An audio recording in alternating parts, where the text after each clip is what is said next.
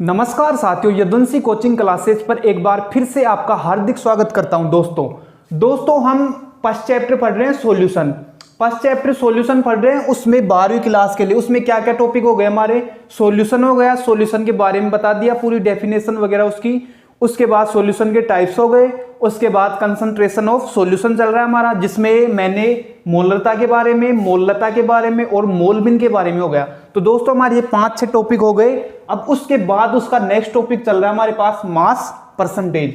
तो दोस्तों mass percentage होता क्या है? परसेंटेज तो नाम सुना होगा आपने, आपके 9th में भी आया, 10th में भी आया, छोटी क्लासों में आया। परसेंटेज क्या होता है? परसेंटेज का नाम सुनते दोस्तों आपके दिमाग में क्या आना चाहिए? परसेंटेज का नाम सुनते दिमाग में आपका आना चाहिए 100। परसेंटेज का नाम सुनते दिमाग में आना चाहिए 100। ठीक है, इसको हिंदी में बोलते हैं द्रव्यमान प्रतिशत। और इसको किससे डिनोट किया जाता है? Weight by wait, weight by wait percentage. ठीक है, तो मास परसेंटेज पढ़ रहे हैं, उसको डिनोट किससे किया जाता है? वेट बाई वेट से। तो देखो आप मास परसेंटेज हो, 3 टर्म्स आएंगे हमारे पास, मास परसेंटेज, उसके बाद सेकंड आएगी वॉल्यूम परसेंटेज, और उसके बाद में थर्ड आएगी आपके पास मास वॉल्यूम परसेंटेज। तो जिसमें भी परसेंटेज दे रखा है आपको क्या मान के चलना है? 100 मान के चलना है उसको। और दोस्तों ये 100 क्या है? ये 100 होगा आपके पास सॉल्यूशन। आपके पास ये सॉल्यूशन है, उसके बाद इसमें से आपको क्या करना है? मास काउंट करना है। कैसे करना है दोस्तों? तो देखो ये द्रव्यमान प्रतिशत, इसकी डेफिनेशन क्या हो सकती है? देखो weight by wait, weight by wait. देखो इसको और क्या बोल सकते हैं हम? वेट बाई वेट को देखो क्या आ रहा है? Weight by wait. तो वेट किसके लिए आ रहा है? ये तो किसके लिए आ रहा है? सोल्यूट के लिए। ये तो किसके लिए आ रहा है? सोल्यूट के लिए, मतलब विलय के लिए।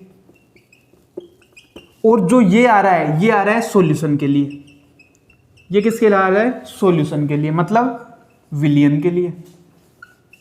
तो दोस्तों देखो ये आ रहा है सोल्यूट के लिए और ये आ रहा है सॉल्यूशन के लिए। और सॉल्यूशन कितना मान के चलना है आपको इसमें? 100, मतलब 100 मान के चलना आपको इसमें।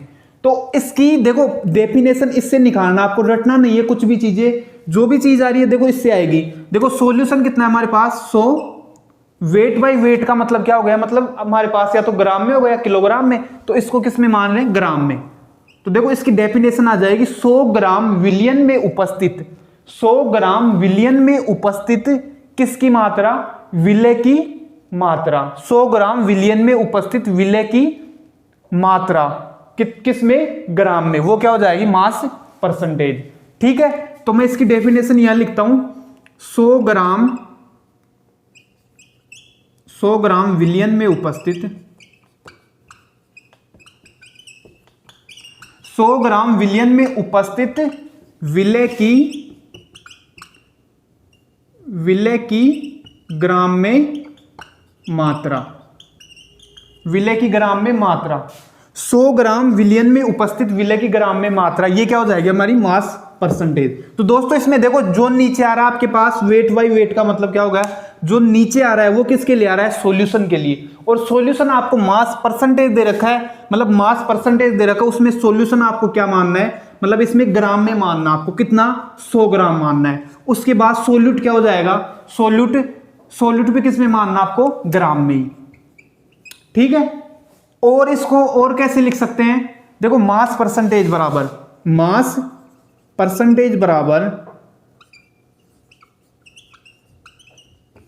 इसको वेट बाई वेट बोल सकते हैं। तो ये क्या हो जाएगा? देखो विलय की ग्राम में मात्रा अपॉन में विलियन की मात्रा। तो इसको कैसे बोल सकते हैं? इसको कैसे बोला जा सकता है? इसको और क्या बोल सकते हैं दोस्त?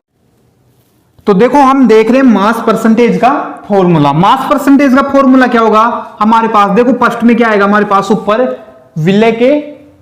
विलय का बार या सोल्यूट का। तो क्या आएगा? Mass upon mass of solute. क्या आएगा? Mass of solute. ये हो गया क्या? विलय का द्रव्यमान। उसके बाद उसके नीचे क्या आएगा? Mass upon solution. क्या आएगा? Mass upon solution. और देखो परसेंटेज दे रखा आपको, परसेंटेज का मतलब क्या होगा? इनटू में 100। ये क्या होगा हमारे पास? मास परसेंटेज का फॉर्मूला है वेट बाई वेट।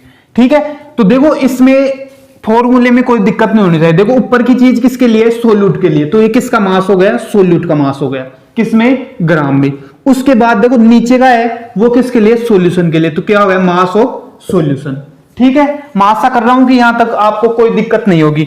उसके बाद देखो अगर इसको हिंदी में लिखना चाहे हम तो हिंदी में लिख के देख लो, द्रव्यमान प्रतिशत बराबर क्या होगा, किसका, विलय का द्रव्यमान, किसका, विलय का द्रव्यमान, और अपोन में क्या आएगा, अपोन में क्या आएगा, विलयन का द्रव्यमान।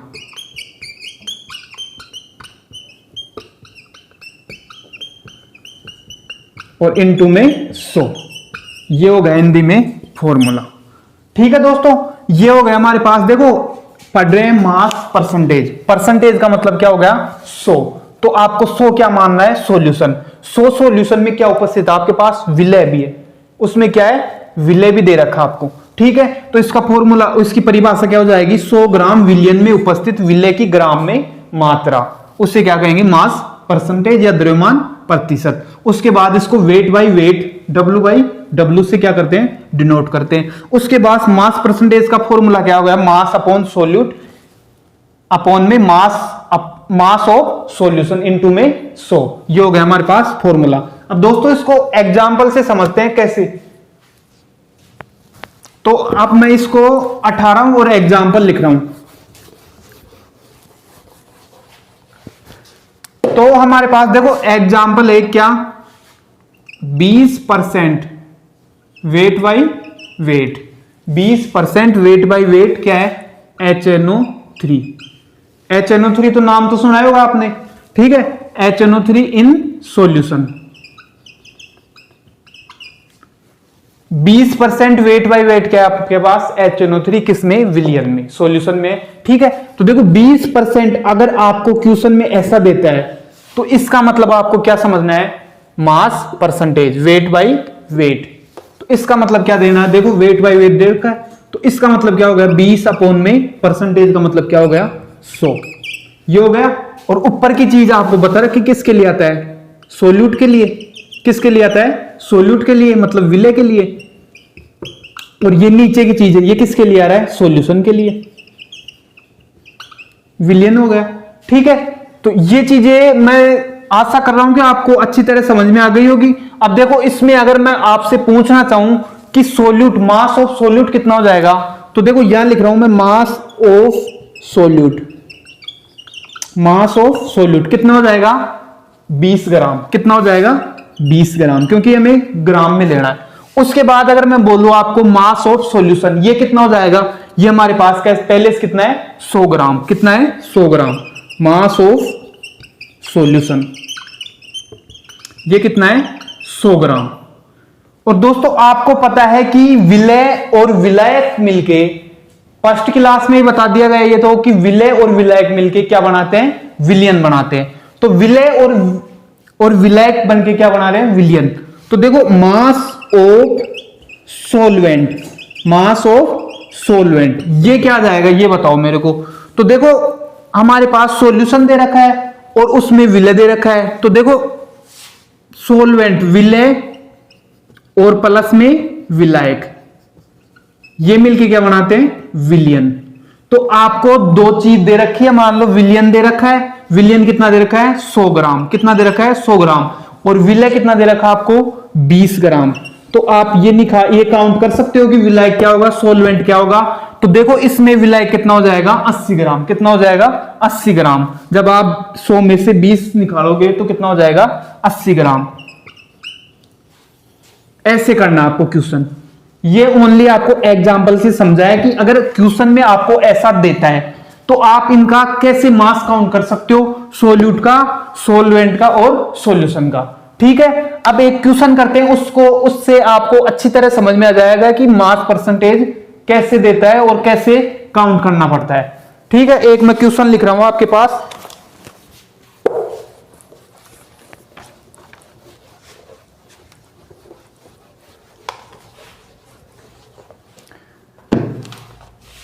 देखो क्वेश्चन अगर आपको दे रखा है, आपको नॉर्मली तो मैंने सिखा दिया कि मोलता, मोलरता और मोलबिन कैसे काउंट करते हैं, लेकिन अगर आपको ऐसे देता है क्वेश्चन में, कैसे 10% क्या दे रखा है आपको, 10% CaCO3, इसको क्या बोलते हैं दोस्तों, कैल्शियम कार्बोनेट। किस में दे रखा है, वेट बाई वेट में। तो 10% हमारे पास क्या है, CaCO3। विलयन की क्या करना आपको, विलयन की मोललता ज्ञात करनी है आपको, मोललिटी ज्ञात करनी है आपको। विलयन की क्या ज्ञात करनी है आपको, मोललता ज्ञात कीजिए। ये क्वेश्चन हमारे पास। तो देखो क्या दे रखा है क्वेश्चन, 10% CaCO3 कैल्शियम कार्बोनेट, विलयन की क्या ज्ञात करनी है आपको, मोललता ज्ञात करनी है, मोललता। तो दोस्तों पहले तो ये देखो आपके पास ज्ञात क्या करना आपको, मोललता। जो भी आपको ज्ञात करना है, और मोललता को किससे डिनोट करते हैं, स्मॉल m से। तो यहां लिखो आप, स्मॉल m बराबर क्या करना आपको, ज्ञात करना है, इसकी गणना करनी है आपको। और आपको दे क्या रखा है क्वेश्चन में, आपको दे क्या रखा है, 10% कैल्शियम कार्बोनेट। तो देखो 10% कैल्शियम कार्बोनेट और क्या, वेट बाई वेट, ऐसे दे रखा है आपको क्वेश्चन में, मतलब द्रव्यमान प्रतिशत दे रखा है। इसका मतलब क्या हो गया दोस्तों, द्रव्यमान प्रतिशत। तो 10% वेट बाई वेट। अब देखो 10% का मतलब क्या हो गया, 10 अपॉन में परसेंटेज का मतलब क्या हो गया, 100।